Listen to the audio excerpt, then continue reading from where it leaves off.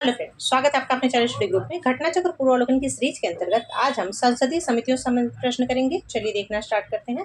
हमारा first question है, भारतीय संसद किस रीति से प्रशासन यानी कि एडमिनिस्ट्रेशन पर नियंत्रण रखती है। तो देखिए, जो भारतीय संसद है वो संसदीय समितियों के माध्यम से प्रशासन पर नियंत्रण रखती है। अब देखिए, जो संसद है वो 3 तरह की समिति, कौन कौन सी, एक है लोक लेखा समिति, प्राक्कलन समिति और लोक उपक्रम समिति। इन 3 समितियों के माध्यम से लोक वित्त पर नियंत्रण रखते हैं। तो ये बात आपको याद रखनी है। तो ऑप्शन नंबर ए इसमें सही होगा। फिर नेक्स्ट क्वेश्चन है, निम्नलिखित में से कौन सी एक सबसे बड़ी संसदीय समिति है। तो देखिए, जो सबसे बड़ी संसदीय समिति है वो है प्राक्कलन समिति। अब देखिए कैसे, तो प्राक्कलन समिति में जो कितने मेंबर्स होते हैं, तो इसमें 30 मेंबर्स होते हैं, यानी 30 सदस्य होते हैं और 30 के 30 लोकसभा से होते हैं। और इनका कार्यकाल कितने वर्ष का होता है, तो 1 साल का। ठीक है। लोक लेखा समिति में कितने सदस्य होते हैं, तो इसमें कुल 22 सदस्य होते हैं, जिसमें से 15 लोकसभा से होते हैं और 7 राज्यसभा से। उसके बाद से इनका कार्यकाल भी 1 साल का होता है। फिर सरकारी उपक्रम समिति। अब देखिए, सरकारी उपक्रम समिति में भी कितने मेंबर्स होते हैं, तो इसमें भी 22 मेंबर्स होते हैं, यानी कि 22 सदस्य होते हैं। और इनका जो कार्यकाल होता है वो भी 1 साल का होता है और इनमें 15 जो है लोकसभा से होते हैं और 7 राज्यसभा से। ठीक है।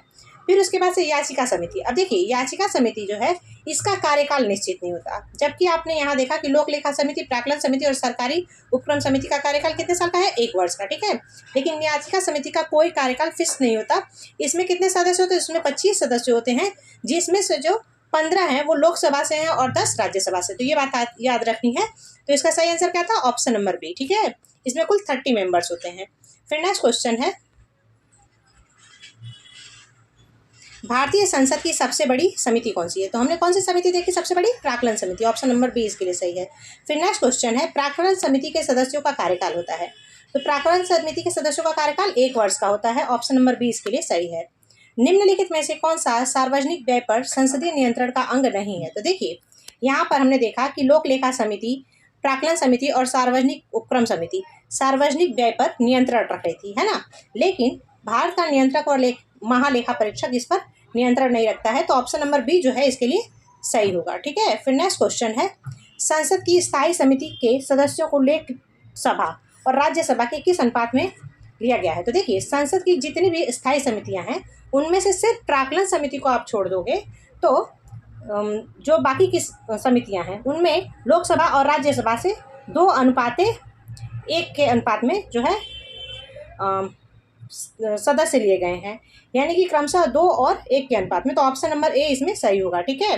फिर नेक्स्ट क्वेश्चन है, निम्नलिखित कथनों पर विचार कीजिए। लोक लेखा समिति का अध्यक्ष लोकसभा अध्यक्ष द्वारा नियुक्त किया जाता है। तो ये बात तो सही है कि जो लोक लेखा समिति है उसका जो अध्यक्ष होता है उसको लोकसभा के अध्यक्ष यानी कि लोकसभा के स्पीकर के द्वारा चुना जाता है। ठीक है।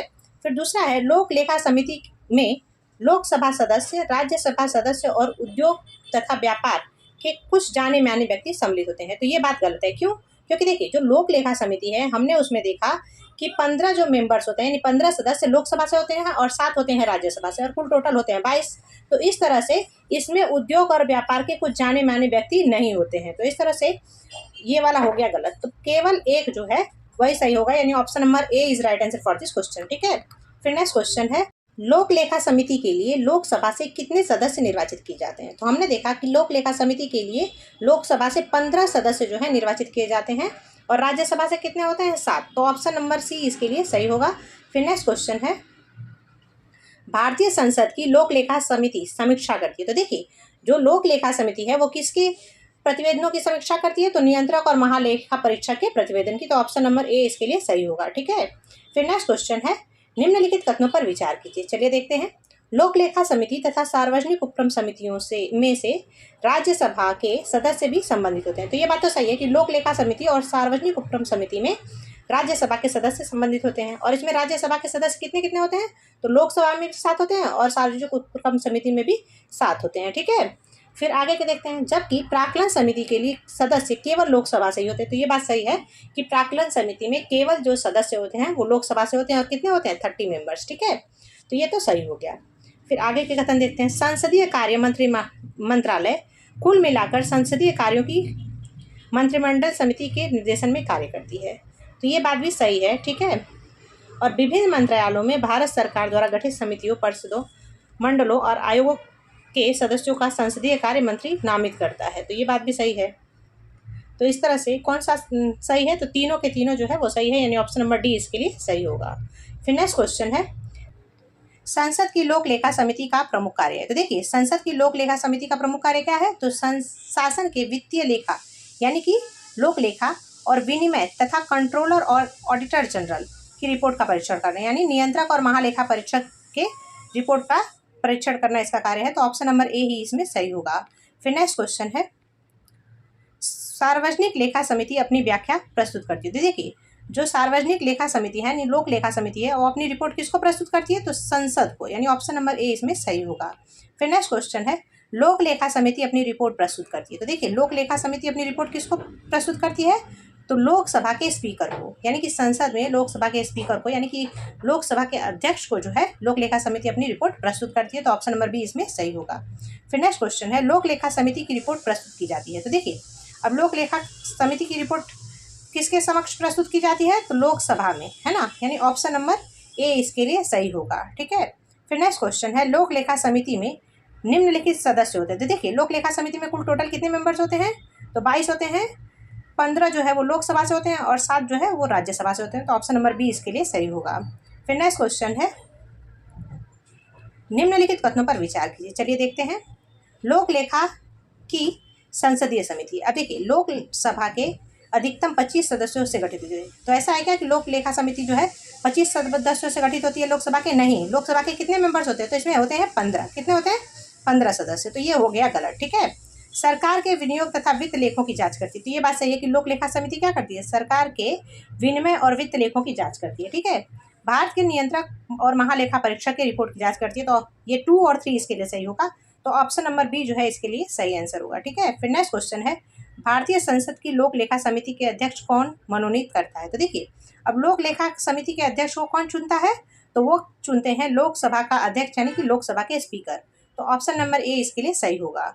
फिर नेक्स्ट क्वेश्चन है, सूची 1 को सूची 2 के साथ सुमेलित कीजिए तथा सूचियों के नीचे दिए गए कूट का प्रयोग कर सही उत्तर चुनिए। तो चलिए देखते हैं। अब लोक लेखा समिति, देखिए जो लोक लेखा समिति है वो कैसी समिति है, तो वो एक वित्तीय समिति। कैसी समिति है, वो एक वित्तीय समिति है। तो इस तरह से इसका आंसर क्या होगा, तो इसका आंसर होगा 3। क्या होगा इसका आंसर, इसका आंसर होगा 3। ठीक है। फिर उसके बाद से याचिका समिति। जब हम याचिका समिति की बात करते हैं तो ये कैसी समिति है, तो कार्यकारी समिति है। ठीक है। तो क्या होगा 4। ठीक है। और स्टॉक बाजार स्कैम संयुक्त समिति, तो ये कैसी समिति है, तो ये तदर्थ समिति है। तो इस तरह से 1 हो गया। और विभागीय समितियां कैसी समितियां होती है, स्टैंडिंग कमेटी होती है, यानी स्टैंडिंग समिति। तो इस तरह से इसका आंसर क्या होगा, 3, 4, 1, 2। 3, 4, 1, 2 किसमें है, तो चलिए देखते हैं। 3, 4, 1, 2 है ऑप्शन नंबर सी में, यानी option number C is right answer for this question. ठीक है। फिर नेक्स्ट क्वेश्चन है, राज्यसभा के सदस्यों को संबद्ध नहीं किया जाता है। तो देखिए अब जो राज्यसभा के सदस्य हैं वो किससे नहीं जुड़े होते हैं, तो वो जो है एस्टिमेट कमेटी से नहीं जुड़े होते हैं। एस्टिमेट कमेटी को हम लोग क्या बोलते हैं, तो प्राक्कलन समिति बोलते हैं, है ना। राज्यसभा के सदस्य किसमें नहीं पाए जाते हैं, तो प्राक्कलन समिति, यानी कि एस्टिमेट कमेटी में नहीं होते हैं। अभी पब्लिक अकाउंट कमेटी को हम लोग क्या बोलते हैं, तो लोक लेखा समिति। तो हमने देखा कि लोक लेखा समिति में राज्यसभा के कितने मेंबर्स होते हैं, तो 7 मेंबर्स है ना। और सार्वजनिक उपक्रमों की कमेटी में भी कितने होते हैं, 7 होते हैं। लेकिन जो प्राक्कलन समिति है यानी कि एस्टिमेट कमेटी है, इसमें कोई भी राज्यसभा का मेंबर नहीं है। तो इस तरह से ऑप्शन नंबर जो 2 है यही इससे जुड़ा नहीं है। तो 2 जो है इसका सही आंसर होना चाहिए। चलिए देखते हैं किस ऑप्शन में है, तो 2, तो ऑप्शन नंबर सी में है 2। तो option number C is right answer for this question. ठीक है। फिर नेक्स्ट क्वेश्चन है, निम्नलिखित में से किस समिति में राज्यसभा का प्रतिनिधित्व नहीं है। तो देखिए अब राज्यसभा के सदस्य किस में नहीं है, तो आकलन समिति यानी कि प्राक्कलन समिति में। तो ऑप्शन नंबर सी इसके लिए सही होगा। ठीक है। फिर नेक्स्ट क्वेश्चन है, प्राक्कलन समिति संसद के किस सदन के सदस्यों से गठित की जाती है। तो देखिए प्राक्कलन समिति में जो है किस सदन के लोग होते हैं, तो लोकसभा के सदस्यों से। ऑप्शन नंबर सी इसके लिए सही होगा, क्योंकि प्राक्कलन समिति में जो 30 मेंबर्स होते हैं सभी के सभी लोकसभा से होते हैं। फिर नेक्स्ट क्वेश्चन है, निम्नलिखित में से कौन सी भारतीय संसद की वित्तीय समितियां हैं। तो देखिए अब वित्तीय समितियां कौन कौन सी हैं, तो प्राक्कलन समिति, लोक लेखा समिति और लोक उपक्रम समिति, ये जो हैं वित्तीय समितियां हैं। तो इस तरह से ABC जो है वो वित्तीय समितियां हैं। तो ABC किस में है, तो ABC है ऑप्शन नंबर सी में, यानी option number C is right answer for this question. ठीक है। फिर नेक्स्ट क्वेश्चन है, निम्नलिखित में से कौन सी भारतीय संसद की वित्तीय समितियां हैं। तो देखिए सार्वजनिक लेखा समिति, प्राक्कलन समिति और सार्वजनिक उपक्रम समिति, इस तरह से सभी के सभी जो है संसद की वित्तीय समितियां हैं, तो ऑप्शन नंबर डी इसके लिए सही होगा। फिर नेक्स्ट क्वेश्चन है, निम्नलिखित में से कौन संसद की स्थायी समिति नहीं है? तो देखिए, संसद की स्थायी समितियां जो है वो कौन कौन सी है? पहले तो आपको पता होना चाहिए कि संसद में कितनी तरह की समितियां होती है। तो संसद में 2 तरह की समितियां होती हैं, एक होती है स्थायी समिति और दूसरी होती है तदर्थ समिति। ठीक है, तो अस्थायी समितियां कौन कौन सी हैं पहले ये तो पता होना चाहिए। तो लोक लेखा समिति, आकलन समिति यानी कि प्राक्कलन समिति, और सार्वजनिक उपक्रम समिति, ये सभी के सभी जो हैं ये जो स्थायी समितियां हैं। और कैसी स्थायी समितियां हैं? तो वित्तीय स्थायी समितियां हैं। ठीक है, लेकिन जो ये अनुसूचित जाति और अनुसूचित जनजाति की कल्याण समिति है, ये भी एक स्थायी समिति है और ये जो है इसकी अन्य स्थायी समितियों के अंतर्गत आता है। तो सभी के सभी जो है स्थायी समितियां हैं, तो इसका कोई भी आंसर हम नहीं मान सकते। ठीक है, फिर नेक्स्ट क्वेश्चन है, निम्नलिखित में से किसके बारे में संसदीय समितियां गठित नहीं की गई हैं? तो देखिए, अब सार्वजनिक उद्यमों के बारे में तो जो है वो समिति गठन है, सरकारी आवासों के बारे में, आश्वासनों के बारे में भी समिति गठित है, लेकिन यहाँ पर और कौन से हैं? तो आकलनों के बारे में भी है, लेकिन अल्पसंख्यकों के कल्याण के बारे में कोई समिति गठित नहीं की गई है। क्यों? क्योंकि अल्पसंख्यकों के कल्याण के बारे में अल्पसंख्यक आयोग बनाया गया। क्या बनाया गया है? अल्पसंख्यक आयोग। तो इस तरह से ऑप्शन नंबर डी इसके लिए सही होगा। ठीक है, फिर नेक्स्ट क्वेश्चन है, भारत के नियंत्रक एवं महालेखा परीक्षक के ऑडिट रिपोर्ट का परीक्षण करती है। देखिए, भारत के नियंत्रक और महालेखा परीक्षक की रिपोर्ट का जांच कौन करता है? तो लोक लेखा समिति, यानी ऑप्शन नंबर सी इसके लिए सही होगा। निम्नलिखित में से कौन सी समिति लोकसभा के अधीन नहीं आती? तो देखिए, जो स्वास्थ्य एवं परिवार कल्याण संबंधी समिति है, ये लोकसभा के अधीन नहीं है, बल्कि ये राज्यसभा के अधीन है। अब देखिए, लोकसभा के अधीन क्या क्या है? तो सामाजिक एवं न्याय अधिकारिता संबंध समिति, शहरी विकास संबंधी समिति, श्रम संबंधी समिति। तो ये 3 समितियां जो है ये लोकसभा से संबंधित है, जबकि स्वास्थ्य एवं राज्य परिवार कल्याण संबंधी समिति है वो राज्यसभा से संबंधित है। तो ऑप्शन नंबर डी इसमें सही होगा। फिर नेक्स्ट क्वेश्चन है, रेलवे अंचलों के लिए संसद सदस्यों की परामर्शदात्री समिति का गठन किया जाता है। तो ये किसके द्वारा किया जाता है? तो ये किया जाता है संसदीय कार्य मंत्रालय द्वारा। ऑप्शन नंबर सी इसके लिए सही होगा। फिर नेक्स्ट क्वेश्चन है, 2G स्पेक्ट्रम मुद्दे की जांच करने के लिए बनाई गई संयुक्त संसदीय समिति में शामिल है। देखिए, जो 2G स्पेक्ट्रम मुद्दा है उसमें कितने सदस्य थे? तो उसमें कुल टोटल 30 सदस्य थे, 20 सदस्य लोकसभा से तथा 10 सदस्य राज्यसभा से थे। तो ऑप्शन नंबर बी इसके लिए सही होगा। और जो इसके अध्यक्ष थे ना, वो कौन थे? तो वो जो थे वो थे PC चाको। इसके अध्यक्ष कौन थे? PC चाको। ये बात आपको याद रखनी है। ठीक है, तो ऑप्शन नंबर 20 में सही था। फिर नेक्स्ट क्वेश्चन है, 2G स्पेक्ट्रम कांड की जांच के लिए बनी संसद की संयुक्त समिति के अध्यक्ष कौन थे? तो वो कौन थे? तो PC चाको, यानी ऑप्शन नंबर बी इसमें सही है। फिर नेक्स्ट क्वेश्चन है, भारत की संसद के संदर्भ में निम्नलिखित में से कौन सी संसदीय समिति इसकी समीक्षा करती है और सदन को सूचित करती है कि जो विनिमय, नियम, उपविधि आदि बनाने की शक्तियां संविधान द्वारा प्रदत्त हैं या सदन द्वारा प्रत्यायोजित हैं, उनका कार्यपालिका द्वारा इन प्रत्यायोजनों यानी डेलीगेशंस की परिधि के भीतर उचित प्रयोग हो रहा है या नहीं? तो ये कौन बताता है? तो ये बताता है अधीनस्थ विधान संबंधी समिति, यानी कि ऑप्शन नंबर 20 के लिए सही होगा। ये कौन बताती है? तो अधीनस्थ विधान संबंधी समिति। ठीक है, और इसका काम क्या है? तो इसका काम है कि ये सूचित करता है कि जो भी मतलब आपको धन दिया गया है सरकार को, उसका उचित रूप से प्रयोग हो रहा है कि नहीं। ठीक है, तो ऑप्शन नंबर बी ही इसमें सही होगा। फिर नेक्स्ट क्वेश्चन है, निम्नलिखित में से कौन सी संसदीय समिति कार्यपालिका को नियम विनिमय बनाने के लिए प्रत्यायोजित शक्ति से संबंधित है? तो ये नियम विनिमय बनाने की शक्ति किसके पास है? तो अधीनस्थ विधान पर समिति, यानी ऑप्शन नंबर बी इसके लिए सही होगा। ठीक है, फिर नेक्स्ट क्वेश्चन है, भारत में दूरसंचार, बीमा, विद्युत आदि जैसे क्षेत्रों में स्वतंत्र नियामकों का पुनरीक्षण निम्नलिखित में से कौन करती है? तो देखिए, अब जो जितने भी दूरसंचार हो गए, बीमा हो गए, विद्युत हो गए, इनके क्षेत्रों में जो नियम का पुनरीक्षण कौन करता है?